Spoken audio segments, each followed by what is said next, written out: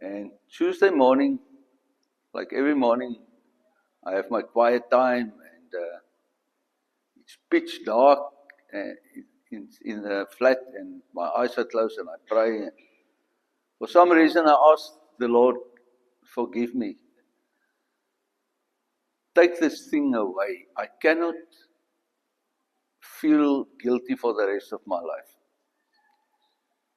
And the next moment, Jesus was there, on his knees.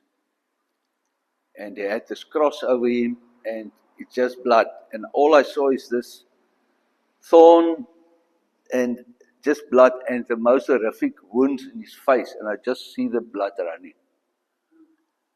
And I thought, holy Moses, who could do this to somebody else? I asked the Lord,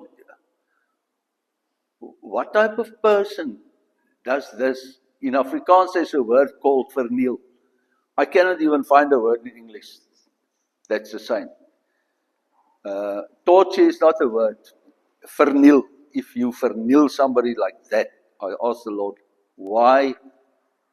How on earth can a person do this, or people do this to another person? And the next minute the Lord said to me, do you know why he looks like that? And I thought, no. And the Lord said, it's because of you. I thought, yeah, the Lord said, it's because of you. All the things you've done in your life that's wrong. That's why you did this to him. And I didn't have words. I just started crying.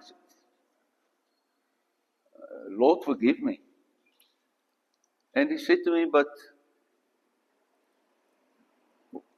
what you see now, he took it already. Forget about it. He's done it. He's taken it away from you. You are forgiven.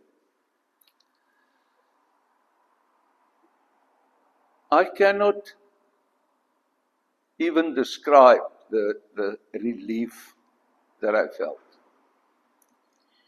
And, you always see how Jesus was tortured, but if you see it in this way, it touches you. It changed my life totally. At this age, I never thought this would happen to me, but my life changed. I realize more what we have done to Jesus, and we don't even know it. We don't even think of it.